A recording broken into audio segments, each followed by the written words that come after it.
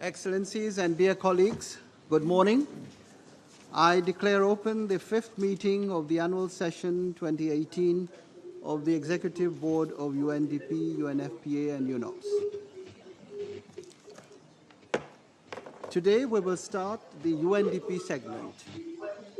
We're going to start with an interactive presentation, and we are going to experiment with transporting the Executive Board to Turkey in order to have the opportunity to visit the field live and in real time. Joining me on the podium are Mr. Akim Steiner, UNDP Administrator, Mr.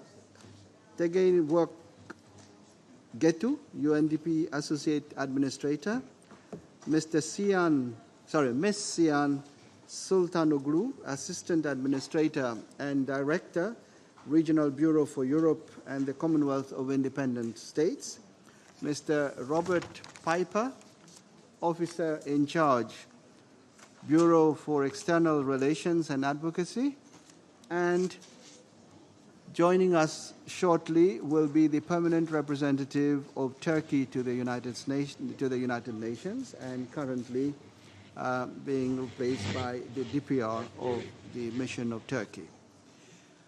I will now give the floor to Mr. Steiner, the UNDP Administrator, to make some opening remarks. You have the floor, sir. Thank you, Mr. President. Excellencies, ladies and gentlemen, dear colleagues, good morning to all of you and welcome to our annual session of the UNDP Executive Board. Mine is simply a task to briefly introduce what is an innovation in our interactions with you, namely a live connection to a team, to beneficiaries, to stakeholders, to our partners in the field, to try and enable you as board members to have a more direct feedback, but also opportunity to engage with that work that we often describe in reports in abstract terms and would like you to be connected to in a direct way. I know that Robert and my colleagues have been living through traumatic last few days because the notion that we would not have this connection up and running kept them awake day and night. But I'm very pleased to see our colleagues, well, they will appear in a moment, I hope, on the screen live from Turkey being there, and I want to thank them all for making time available, and particularly also to the government of Turkey and to Ambassador Sineliolu for joining us here today for this, in a sense, world premiere in connecting the board to the work of UNDP. What you will see this morning is a glass-blowing workshop in Gaziantep in Turkey, where UNDP and the government of Turkey have been providing vocational training to Syrian refugees and to host community members. This is the distinguishing and I would say hallmark way in which we in UNDP would like to see both the emergency response that we often provide in humanitarian terms in crisis contexts, but linked also, first of all, to the host communities and their burden that they carry in this process, and at the same time to look at development opportunities that can be realized out of an emergency. Turkey has long borne the brunt of refugees from Syria on behalf of the international community, and therefore it deserves the deepest respect, but also our support and solidarity. Ambassador, a very good moment to join us in the way that we are jointly helping to manage the situation. But the example we present to you today is not just a glass-blowing workshop in Gaziantep, if I might put it in inverted commas. It is a demonstration of the underlying approach that I believe defines UNDP's strategic relevance, role and contribution in the larger response both of the UN system and the international community. It is a signature service for resilience and the key development offer that UNDP is making to governments in crisis settings. From Iraq to Somalia, Afghanistan to Yemen, DRC to Colombia, UNDP brings our development expertise to connect to moments of serious disruption and then an ability to help communities, both those displaced and those hosting them, to move forward. With these introductory remarks, let me thank particularly our colleagues in Turkey again for being available to engage with you today. I hope you will enjoy this session. I thank the President and the Bureau for having given us a little bit of leeway to experiment with this session. Thank you very much. Teşekkür ederim. Thank you, Administrator. Good morning. It's my role to be the moderator at the New York side of this process. So thank you, President, thank you, Administrator, and welcome everybody to this interactive session. Thank you for entering into the spirit of innovation and a little bit of risk-taking, indeed. We will shortly be switching to Gaziantep. Unfortunately, the mayor herself of Gaziantep, who fell ill literally about 2 hours ago, and the Secretary General of the municipality has stepped in on her behalf. So all will proceed not quite as planned, but we can manage all of this. I will be moderating at this end, and as soon as possible, we really will be turning the floor to you in New York to be able to ask your questions directly to particularly the beneficiaries, to government stakeholders. And so as soon as possible, I hope you're ready for that stage in our presentation. So with that, let me pass the floor. Let's go live, please, to Gaziantep. And let me pass the floor then to Ahmed Al-Burai, who is in the left, who is our moderator at that end. Over to you, Ahmed. Thank you.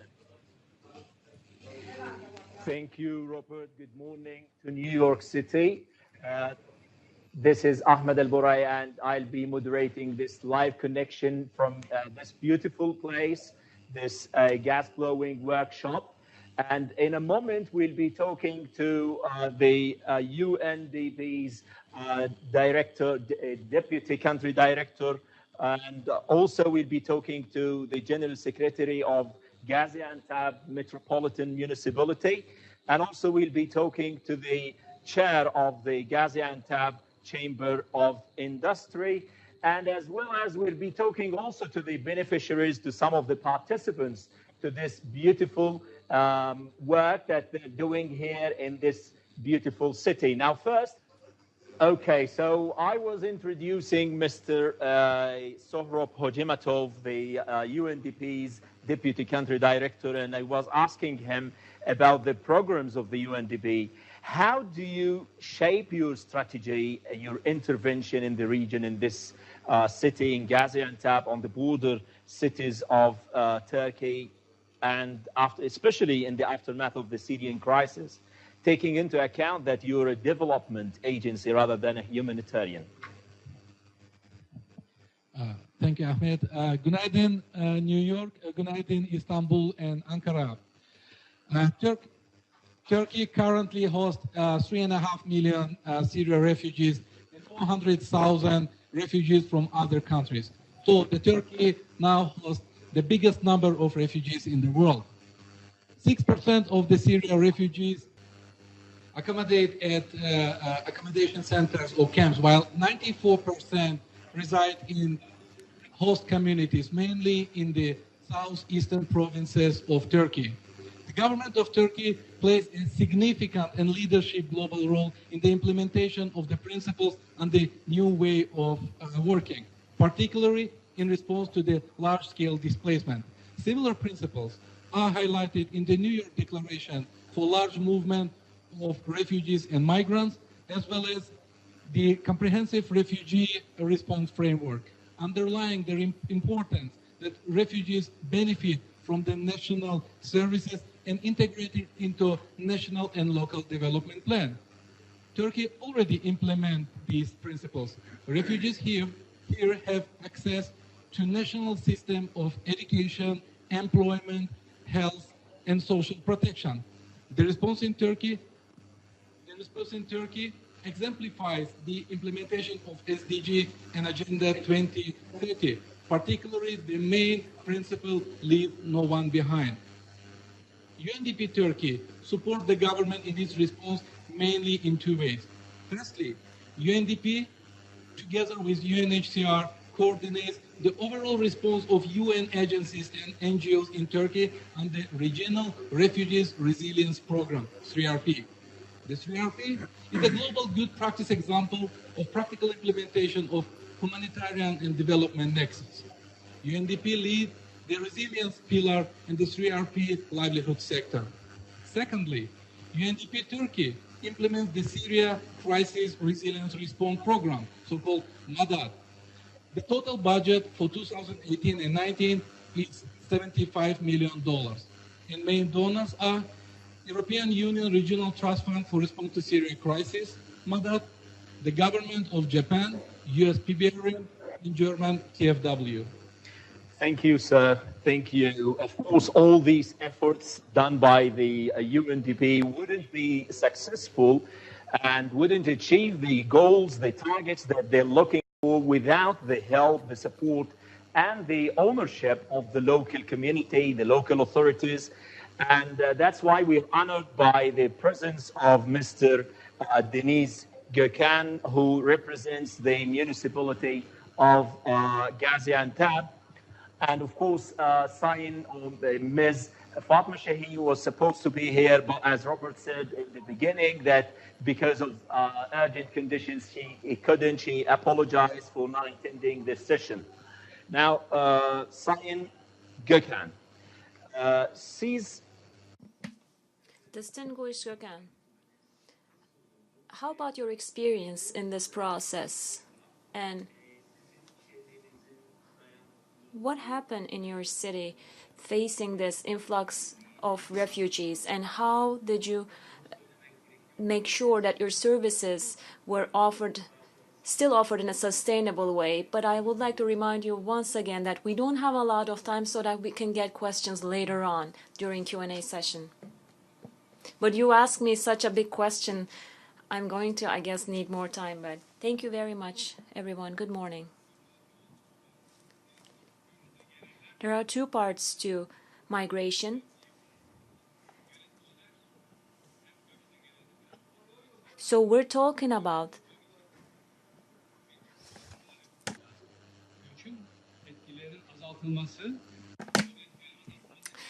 what is most important is to, first of all, control the impact of refugees. But of course, you have to protect the people living in the area as well. How are we going to make sure this is possible? Well, first,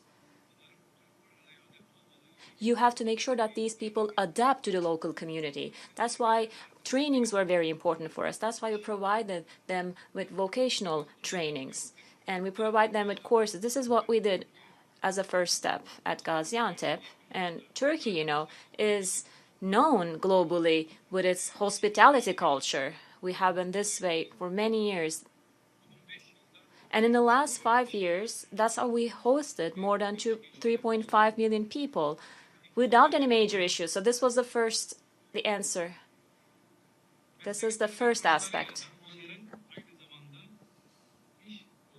We also wanted to make sure that they find jobs, or they can keep opening their own businesses. And that's why we collaborated with UNDP. So that's why first I want to thank UNDP as well. But it was, of course, impossible for them to do all this without language skills as well. That's why we first started with language courses. And then we've opened trainings for different professions. We have offered them different trainings for shoemaking or for hairdressing.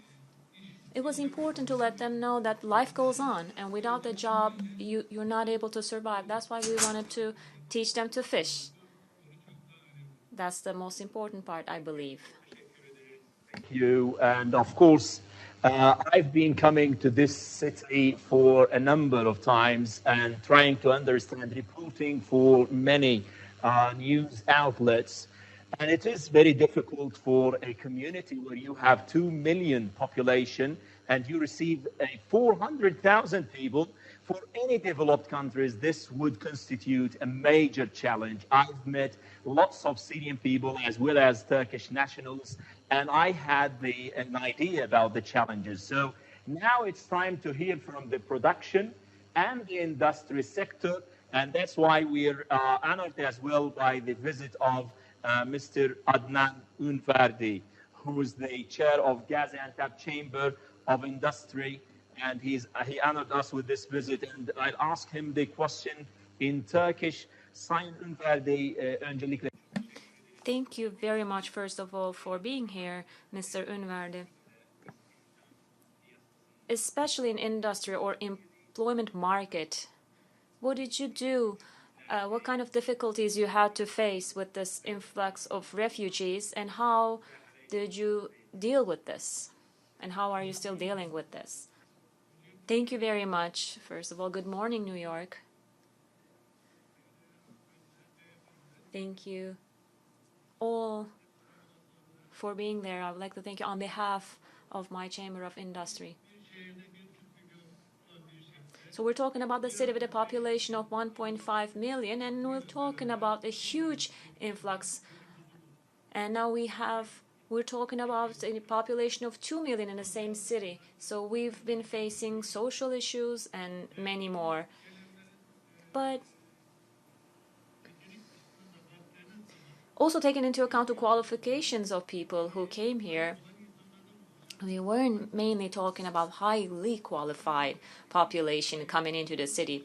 So we worked on this before with UNDP. We collaborated on energy efficiency. In other initiatives and clusters, we've already worked together. And in the same period of time, we also wanted to see what is possible in employment as well, in collaboration with UNDP. And it was important for us to see how we can contribute to the job market overall and how to give these people better skills so that they could be better qualified for the job market. So we first opened a center with 13 training classrooms. While doing that, we collaborated with many development agencies, local ones from our industrial zone, and we collaborated with the municipality. UNDP at the same time also helped us design 7 of these workshops, and they even further helped us while we're buying new machines. Thank you very much, by the way, for this, because we worked in close cooperation. We've done so much together, and this now is something that we can see reflecting on the numbers that we have. Gaziantep is one of the biggest industrial cities globally, and it's a city that is constantly producing, and it's one of the largest economies in Turkey as well. A big exporting city that we're talking about, more than $6.5 million, but we were still in need of a qualified workforce. So this center has been very helpful. Now we have a qualified population, and this is also has been a positive contribution to our own workforce in the city. So thank you very much.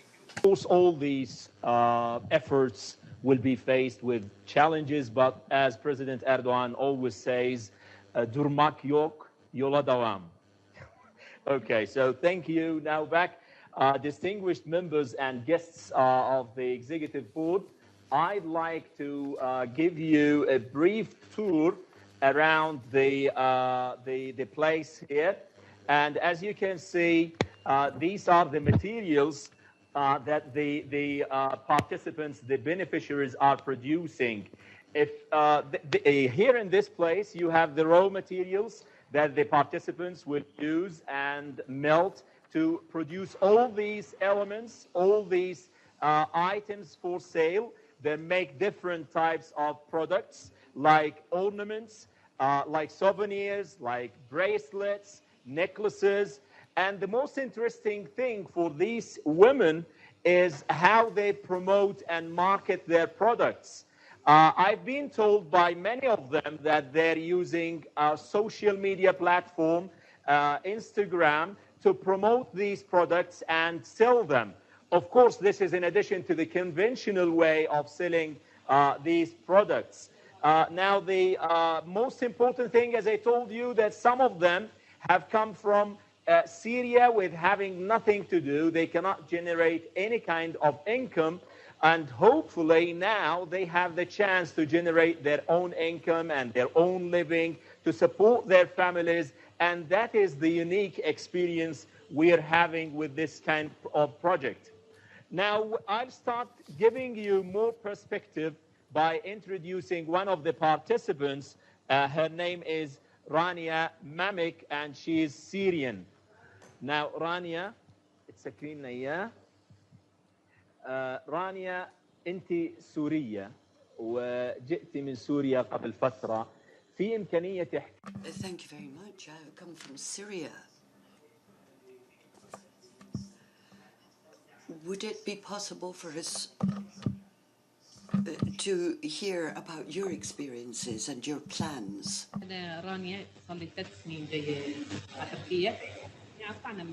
Thank you. I've been here for 3 years.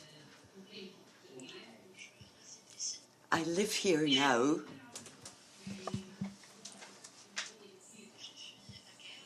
I fled the war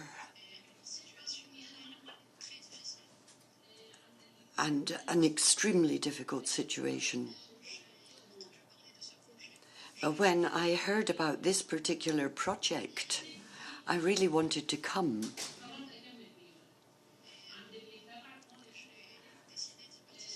And I decided to become involved in this project.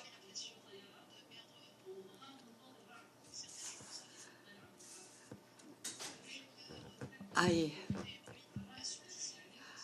am still scared of very loud noises because of my experiences in the war.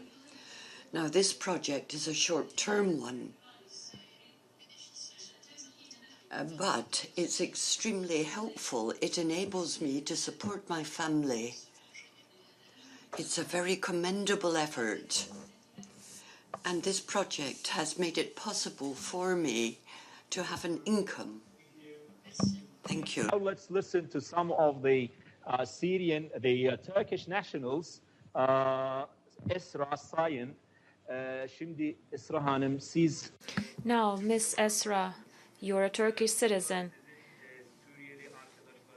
and you are working right now here with your with Syrian friends, and now you acquired new skills here. How were those skills helpful to you? Do you think they will be helpful for you in the future?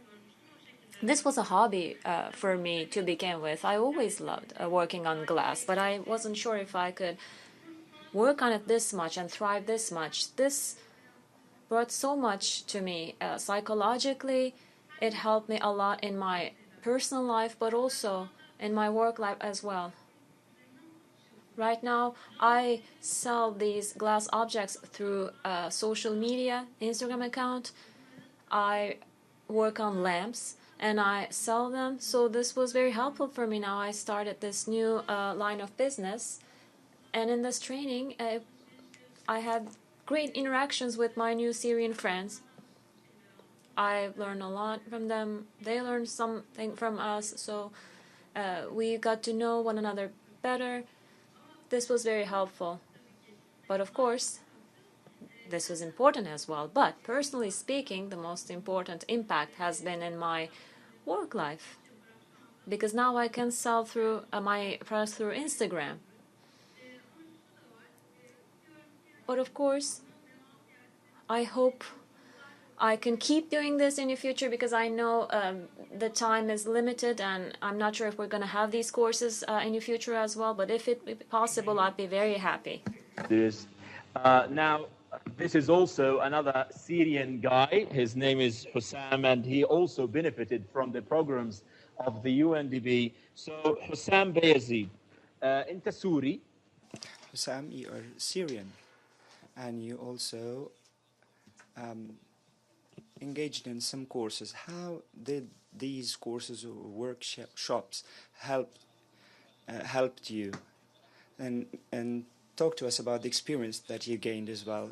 First, good morning from Aleppo, from Gaziantep, and from the people of Aleppo to the people in New York. As you said, I came from England to this place. I had 2 courses through the UNDP. The first one is marketing, and the second one was in foreign trade. So this provided us opportunities for us as Syrians to know the Turkish market, because there are differences between markets. And we started with local Turkish companies and also international companies that are in Istanbul. And in 2017, in June specifically, I had the immigration opportunity to Canada, but I rejected it. I decided to stay here because of the programs of the UNDP. I know some beneficiaries who benefited a lot from these programs. I'm talking even about academic people with university certificates and grades. They benefited from these workshops, and especially with regard to the foreign trade. Also, there are programs provided by vocational schools. So this also helped Syrian academics who are residing in Turkey. I'm focusing on academic people who can benefit from this guidance. Syrian guy who decided to leave or to abandon leaving to Canada and staying here in this city, and also a Turkish national who is gaining income and making a living from this kind of workshop, to this Syrian woman who is relaxing by doing this job. I think it's very inspiring stories from this place, beautiful place. By these notes, inspiring notes, we'd like to go back to New York now, and back to you, Robert, in New York. Thank you very much, Ahmed, and thank you all for these wonderful presentations. Let's quickly turn the floor to the Executive Board here. The President of the Board is going to identify people with questions. Mr. President, yes? Thank you very much, Robert, and thanks a lot to the team in Turkey. We will now move to the part which you have to play to ask questions, and what I would suggest is that the questions should be very short, very precise, because in some cases they may have to be translated. So let's be very, very specific in what we are going to ask. And if you allow me, I will ask the first question. So the question would be addressed to the authorities in Turkey, and the question is, what is UNDP's comparative advantage as a partner in this effort? And of course, we are very, very happy with what is being done there. Thank you. Thank you, President. Ahmed, a question then perhaps to the municipality or to the Chamber of Industries. Amongst all these partners, why UNDP? What does UNDP bring to the table? Over to you.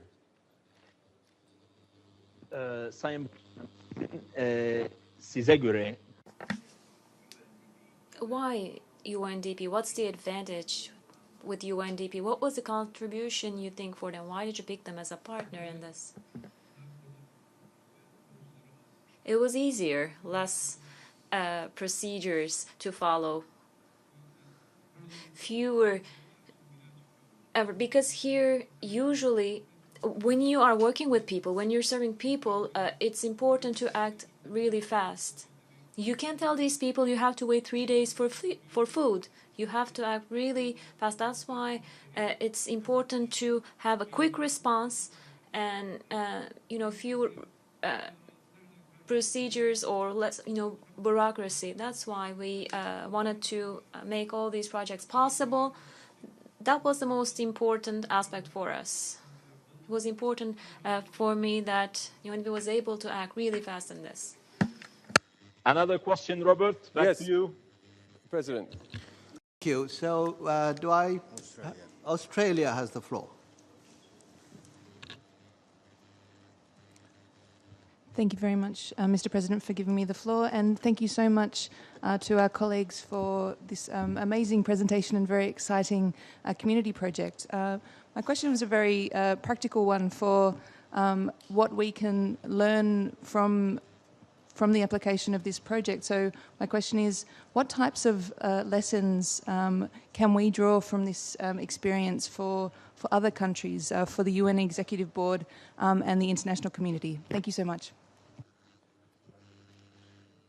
Thank you. So, Ahmed, a question then about the lessons to learn from here, to be shared elsewhere, and maybe we could indeed ask the deputy country director to share that, or even one of the participants if they feel so inclined. Over to you, Ahmed.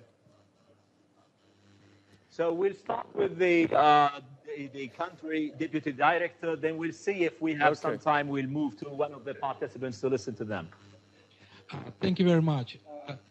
The major and the main lesson learned is that we have established resilient-based development mechanism, and it was really good because we engaged different stakeholders and we provided integrated services, which consist of different angles about the vocational training as a skills training, then the language training, and also the job creation and integration of the Syrian refugees to the host community. So the major point is about the social cohesion through the integration and of course through the development of the sustainability and resilience mechanism within the local communities, especially in the municipalities. Thank you. Thank you, Sukron. Okay, now let's have also Hussam wants to say something. Hussam is one of the participants, and he wants to add about the lessons that they could be applied in different countries. What are the lessons that you have learned? What is the best thing that you have learned and that can be applied in other countries or other regions? Okay, basically, I'm talking about the Middle East countries. These are Arabic-speaking countries, so most people, most refugees or displaced persons chose wrong places to work. So with the guidance of the UNDP through the marketing programs or foreign trade programs, they were guided to work towards exporting. So this is the right thing to do. So in places that there was competition with the Turkish people, and that was a mistake. So when they were guided to work towards exporting, it worked better, and they actually benefited from the Arabic language. And those who had Turkish language, that was a plus for them. So the displaced people who have relations with the neighboring countries also have a credit, and so the Syrian refugees benefit from that.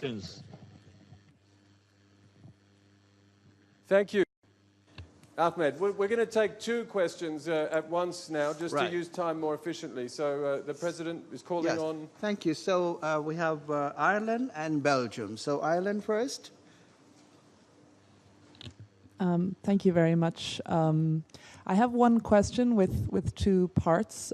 First of all, to the participants, thank you very much for sharing your experience and showing us the beautiful products that you've made. I think one of the issues we sometimes find with these sorts of vocational training projects is that there are many people trained in the same thing, and then it is not sure if there's enough people to buy all of the products. If you have everybody trained in glass blowing or everybody trained in tailoring, sometimes we find that problem.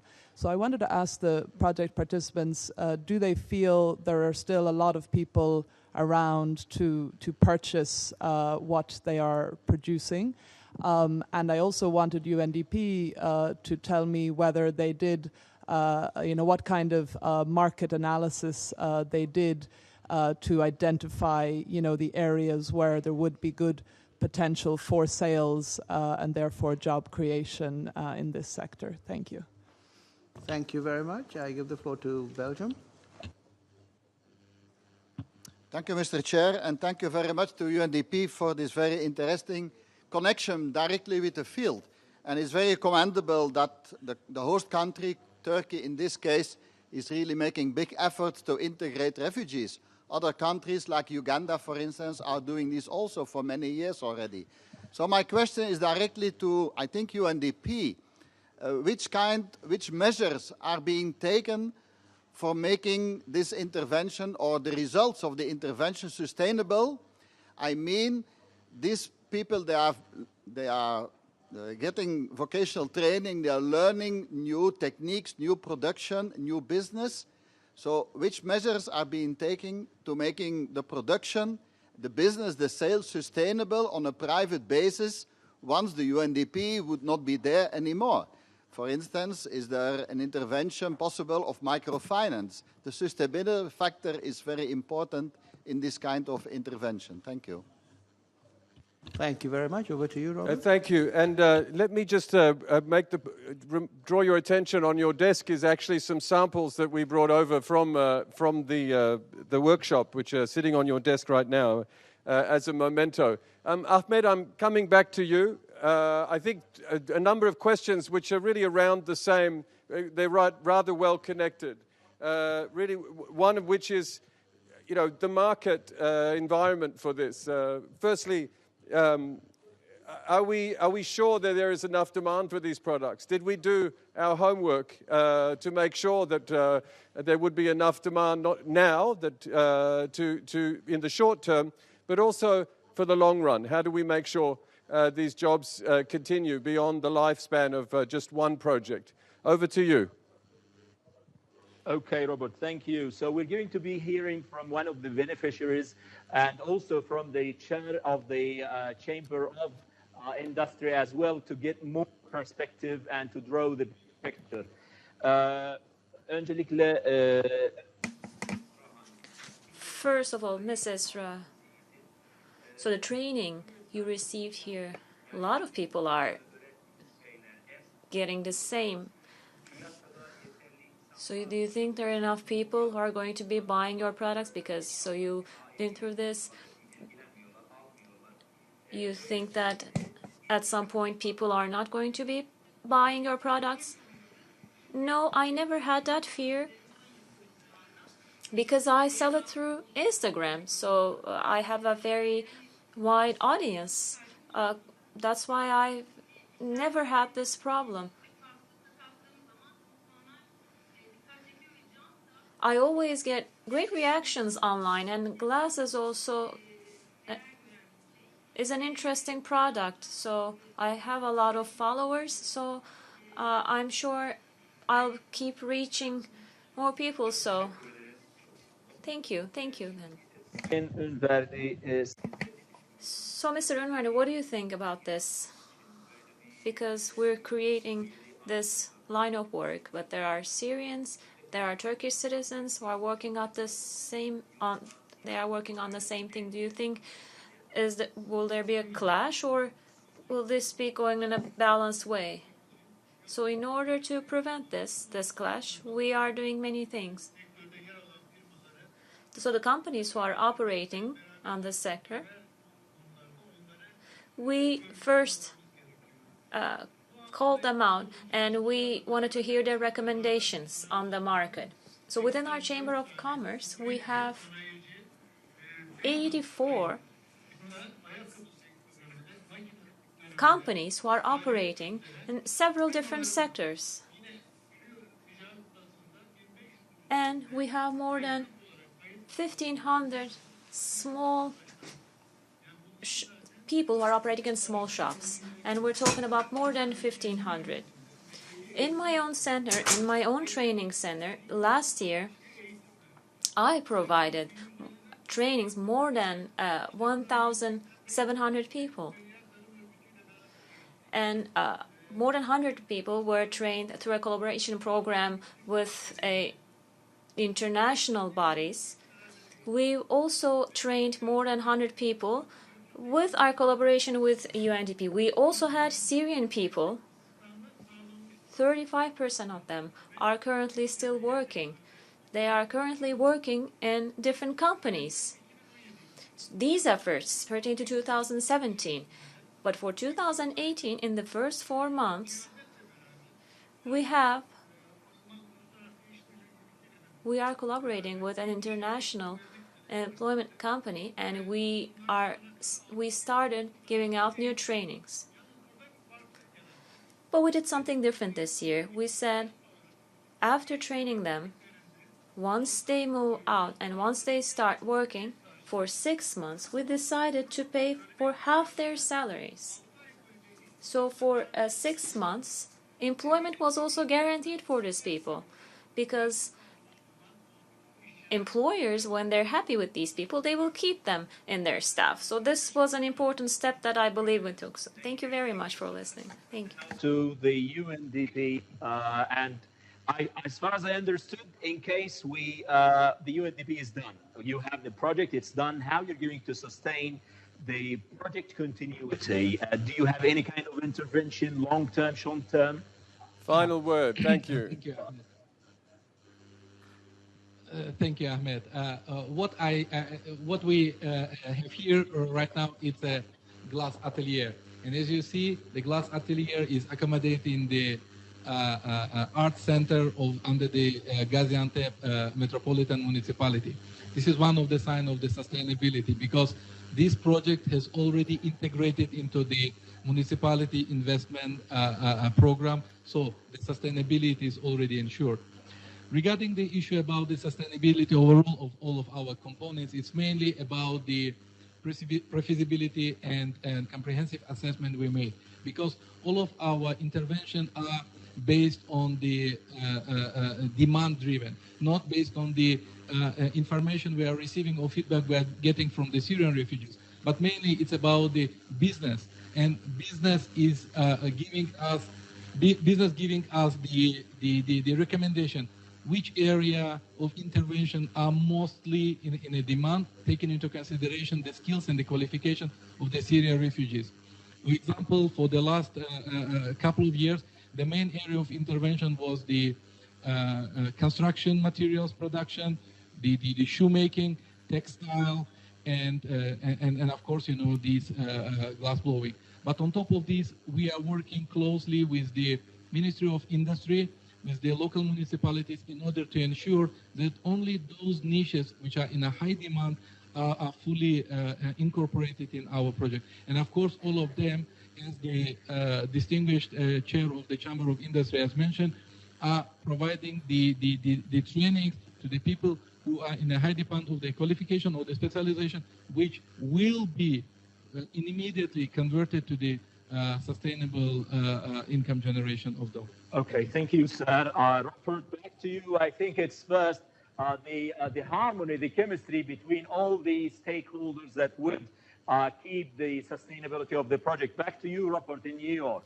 Thank you, Ahmed. I think we've reached the end of the interactive part of our segment. I really want to thank our participants in Gaziantep for making themselves available. I think this was incredibly a great way to start our annual session, and a story about a very long-standing relationship between UNDP and a government that has been put at the service of a moment of crisis. A story about harnessing market forces and internet technology and innovation, and of course a story about sustainability and support to people to make sure that no one indeed is left behind. So I really do, I think on behalf of everyone here in New York, want to salute you for your work and for the partnership that you have shown us, and to wish you well for the future. Thank you so much. Thank you, Robert.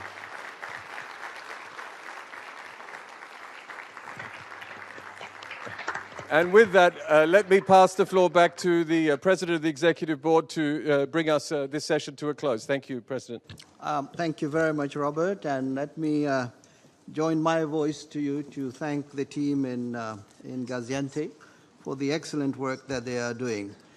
This has been the first time we are having this kind of a session, and let me announce already that tomorrow we are going to have another transportation. This time it's going to be to Senegal, and we'll look forward to your participation in that.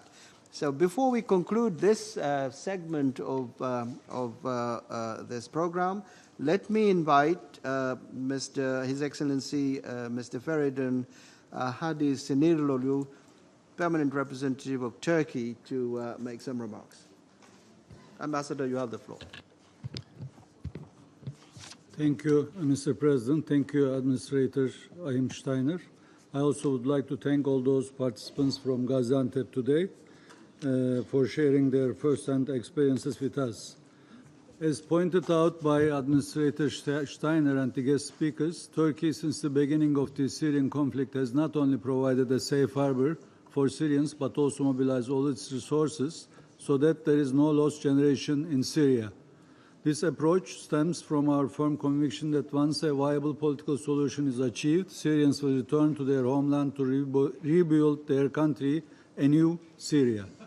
Therefore, education and vocational training to build resilience and self-reliance of Syrians have been our key priorities.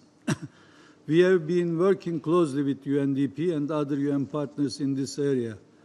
What we have learned today is a testimony how the UNDP could make a difference in the lives of so many. Therefore, I would like to thank particularly Administrator Steiner for the good work they have been doing for the Syrian refugees. Syrians have free access to education, health, and many other services in Turkey. We have mobilized both our central and municipal resources to that end. The province of Gaziantep, which we virtually visited today, is a prime example of the latter. There are other provinces which shoulder a responsibility heavier than their own weight. The province of Kilis now hosts more Syrians than Turks. Of the 3.5 million Syrians in Turkey, only 215,000 live in camps today. This amounts to less than 7% of the total. Most Syrians live in urban areas across the country, are well integrated into the society and have access to job market. So far, over 300,000 Syrians attended technical vocational training and language courses provided by Turkish authorities. Around 620,000 Syrian children are enrolled in schools. In the last 2 years, the enrollment rate more than doubled and reached 65%. Our aim is to make it 100%. And we look at the international community for greater responsibility sharing to this end. Turkey, including municipalities and Turkish NGOs, spent almost $31 billion for the well-being of Syrians since the beginning of the crisis. This is a dramatic figure. Everything I shared with you today underlines that the scale of the Syrian crisis requires a genuine burden and responsibility sharing by the international community. I do not want to conclude on a pessimistic note, but it is disappointing to see that we still need to call on our partners to contribute to the efforts of Syria's neighboring countries. It is our moral responsibility to make sure that every Syrian child, woman, and man can look to the future with the same amount of hope that we do. Again, I would like to thank UNDP, and I hope that their work will inspire others. Thank you.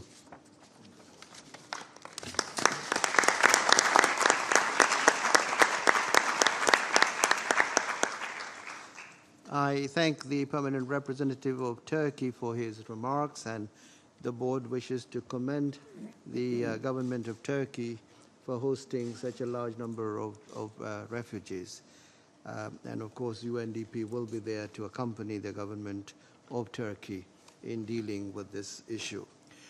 Colleagues, this should conclude this segment of our program today. So I want to once again thank the team in Gaziantep. I believe they are already gone. Yes.